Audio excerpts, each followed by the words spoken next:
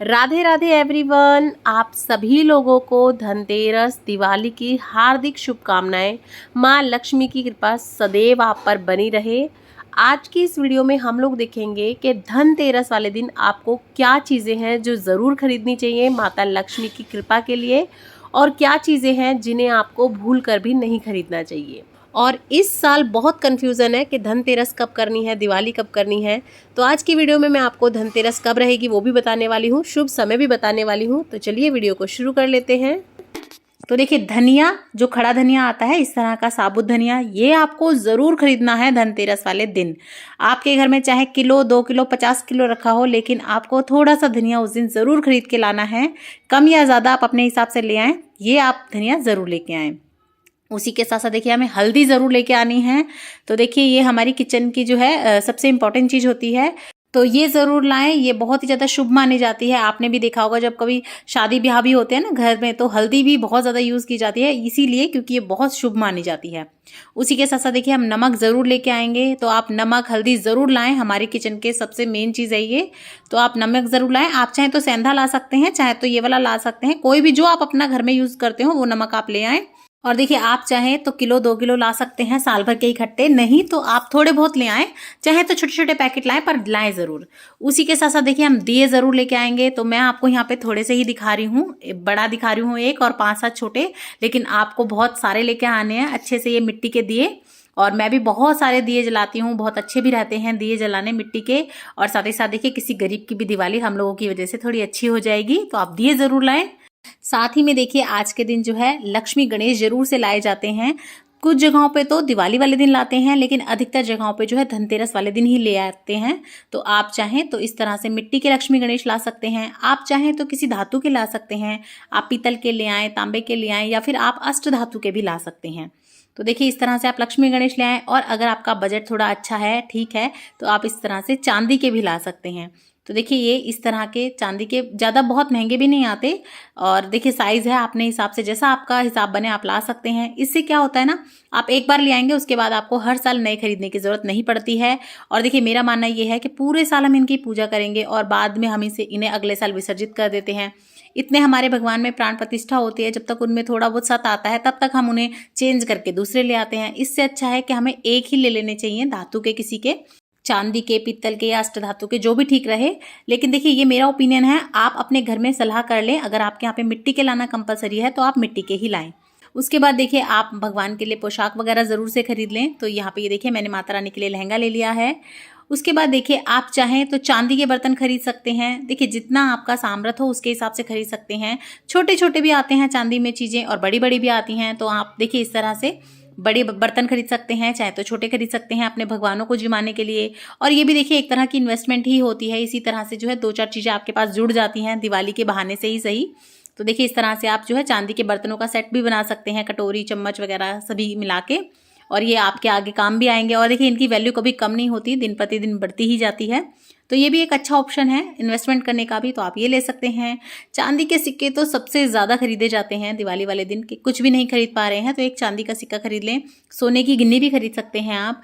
तो देखिए, ये तो आपके पॉकेट पे है कि आपकी पॉकेट क्या अलाउ करती है, उस हिसाब से आप ले सकते हैं। कि थोड़ा बहुत अगर आपका बजट है तो आप इस तरह से पीतल के बर्तन ले सकते हैं। और देखिए, पूजा में जो है ना, पीतल के, तांबे के ही बर्तन चलते हैं। तो आप इस तरह से पीतल के लोटे ले सकते हैं, थालियाँ ले सकते हैं, जोत वगैरह ले सकते हैं, दिए वगैरह ले सकते हैं। इस तरह से जो है आप पीतल का सामान खरीद लें, भगवान की पूजा का खरीद लें। तो इस तरह से अगर आप एक एक करके भी दिवाली वगैरह पे अपनी छोटी छोटी चीज़ें भी जोड़ते हैं, तो आप देखेंगे आपके घर में बहुत अच्छे से जो है सामान भी जुड़ जाता है और अच्छा भी लगता है। और इन चीज़ों से जो है ना शुद्धताई भी मानी जाती है। घंटी ले सकते हैं आप।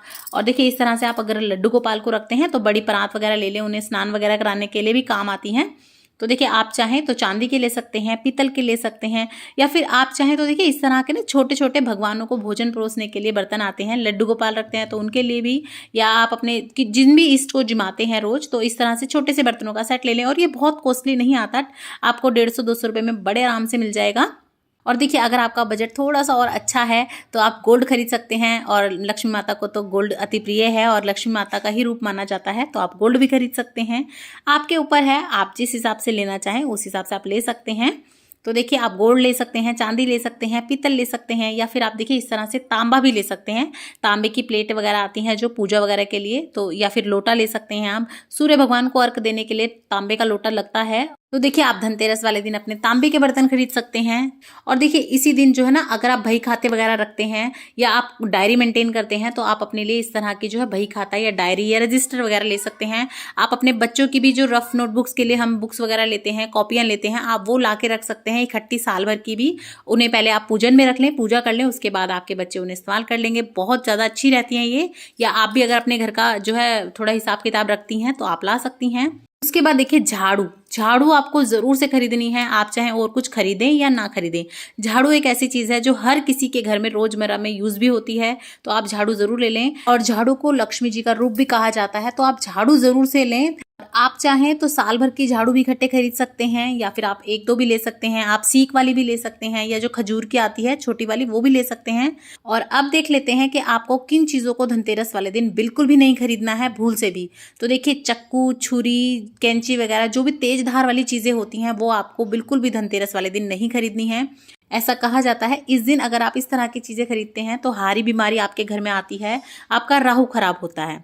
तो देखिए इस तरह नेल कटर, कैंची और ये जो हमारे चक्कू वगैरह होते हैं वो आपको नहीं खरीदने हैं। आपको लोहा बिल्कुल नहीं खरीदना है धनतेरस वाले दिन। और देखिए हो सके तो आपको स्टील बिल्कुल नहीं खरीदना होता है धनतेरस वाले दिन। लेकिन देखिए हर किसी के बस की नहीं है कि वो सोना, चांदी, पीतल, तांबा ही खरीदें। उस केस में आप अगर नहीं खरीद सकते हैं, बिल्कुल आपकी कंडीशन नहीं है, तो आप स्टील भी खरीद सकते हैं। देखिए अगर आप अवॉइड कर सकें तो बहुत अच्छी बात है, नहीं तो आप स्टील खरीद लें, क्योंकि हम माने या ना माने 95% चीजें आजकल हमारी किचन में स्टील की ही मिलती हैं। उसके बाद देखिए आपको कांच तो भूल से भी नहीं खरीदना है। कांच और इस तरह के जो क्रॉकरी आइटम आती है ना, जो टूट जाती हैं, जिनकी लाइफ कम होती है, आपको ऐसी चीजें आज के दिन बिल्कुल भी नहीं खरीदनी है। और देखिए इस तरह की चीनी मिट्टी के जो बर्तन वगैरह आते हैं, कई लोग बड़े कंफ्यूज रहते हैं कि ये कांच के हैं कि कैसे हैं। देखिए मैं आपको सीधा सीधा बता देती हूँ, जो चीजें गिर के टूटने की संभावना ज्यादा हो जाती है या जिनकी लाइफ कम होती है, आपको आज के दिन ऐसी चीजें लेने से बिल्कुल बचना चाहिए। देखने में बहुत अच्छी लगती है ये क्रॉकरी वगैरह, और हम गिफ्ट भी अधिकतर यही चीजें करते हैं। तो आपको ये ना तो गिफ्ट करनी है, ना ही ये आपको खरीदनी है धनतेरस वाले दिन। आप आगे पीछे खरीद लें, कोई दिक्कत नहीं है, लेकिन आपको ये धनतेरस वाले दिन खरीदने से बचना चाहिए। और जो कुछ भी आप लाएं खाली हाथ ना लाएं, थोड़ी सी खील या चावल उसमें इस तरह से डाल के जरूर लाएं मार्केट से। तो देखिए मैंने आपको ये छोटा सा थोड़ा सा एक आइडिया दे दिया है, अंदाजा दे दिया है कि आपको धनतेरस वाले दिन क्या क्या चीजें जरूर खरीदनी चाहिए और क्या क्या चीजें खरीदने से आपको बचना चाहिए। अब बात कर लेते हैं कि इस साल 2024 में हमारी धनतेरस कब मनाई जाएगी। तो त्रयोदशी तिथि 29 अक्टूबर को सुबह 10:31 से शुरू हो जाएगी, जो कि 30 अक्टूबर दोपहर 1:15 पर खत्म होगी। इसीलिए धनतेरस का त्यौहार हम लोग 29 अक्टूबर को मनाएंगे। पूजन का शुभ मुहूर्त रहेगा शाम को 6:31 से रात को 8:30 तक, और खरीदारी का शुभ मुहूर्त रहेगा 29 अक्टूबर को सुबह 6:31 से 10:31 का, और दोपहर में 11:42 से 12:27 तक का। और धनतेरस का आप पूजन कैसे कर सकते हैं, दिवाली पूजन और भी दिवाली से रिलेटेड सभी वीडियोस आपको चैनल पे मिल जाएगी, उन्हें भी ज़रूर देखिएगा। लिंक सभी का डिस्क्रिप्शन बॉक्स में आपको मिल जाएगा। वीडियो थोड़ी भी यूज़फुल लगती हैं, पसंद आती हैं, तो ज़्यादा से ज़्यादा शेयर कीजिएगा फ्रेंड्स एंड फैमिली के साथ। और अभी तक सब्सक्राइब नहीं किया है तो सब्सक्राइब कीजिएगा, लाइक कीजिएगा, और इसी तरह की वीडियोज़ देखने के लिए चैनल पर बने रहिए। राधे राधे, जय सिया राम।